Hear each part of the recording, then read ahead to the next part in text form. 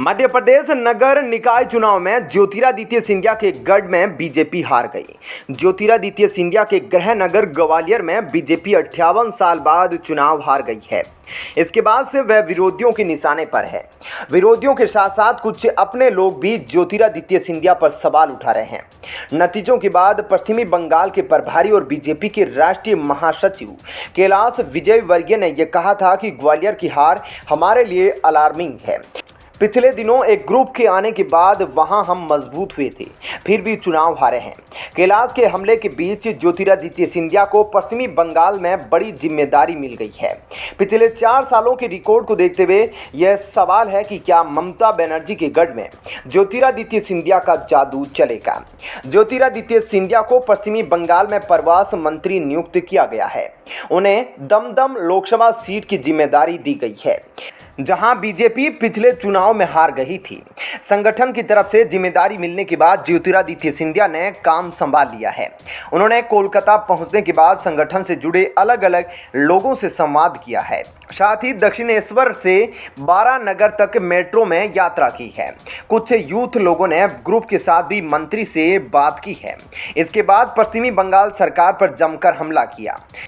School नौकरी घोटाले में पश्चिमी बंगाल के उद्योग मंत्री पार्थ चटर्जी की गिरफ्तारी के बाद केंद्रीय मंत्री ज्योतिरादित्य सिंधिया ने आरोप लगाया था कि राज्य में तृणमूल कांग्रेस भ्रष्टों की सरकार चला रही है। उन्होंने कहा कि राज्य में भ्रष्टाचार का स्तर चौंकाने वाला है और अभूतपूर्व है। सिंधिया ने आरोप लगाया कि टीएमसी सरकार ने कुशासन और भ्रष्टाचार की सारी हदें पार कर दी है। अब लोगों के लिए नहीं बल्कि भ्रष्टाचारियों के लिए सरकार है। पूरी सरकार भ्रष्टाचार के आतंक में डूबी हुई है। ज्योतिरादित्य सिंधिया के आने से बीजेपी को कितनी सफलता मिली? दरअसल एमपी की राजनीति में ज्योतिरादित्य सिंधिया हमेशा सुर्खियों में रहते हैं। ज्योतिरादित्य सिंधिया ने मार्च 2020 में बीजेपी की सदस्यता ग्रहण की थी। ज्योतिरादित्य सिंधिया के आने के बाद कांग्रेस के 22 से अधिक सदस्यों ने प्राथमिक सदस्यता से इस्तीफा दिया था। अक्टूबर 2020 में 28 विधानसभा सीटों पर चुनाव हुए थे। इनमें 4 सीट विधायकों के निधन से खाली हुए थे। वहीं 24 सीट ज्योतिरादित्य सिंधिया के साथ आए विधायकों की थी।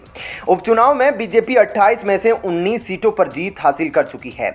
इस चुनाव में बीजेपी को 67% सफलता मिली। इस परिणाम को बहुत बेहतर तो नहीं कहा जा सकता, लेकिन सिंधिया के आने के बाद बीजेपी की ताकत जरूर विधानसभा में बढ़ गई थी। ऐसे में दोस्तों आपका क्या कहना है ज्योतिरादित्य सिंधिया को लेकर? कमेंट सेक्शन में जरूर बताइएगा। साथ ही वीडियो को लाइक और शेयर जरूर करें। धन्यवाद।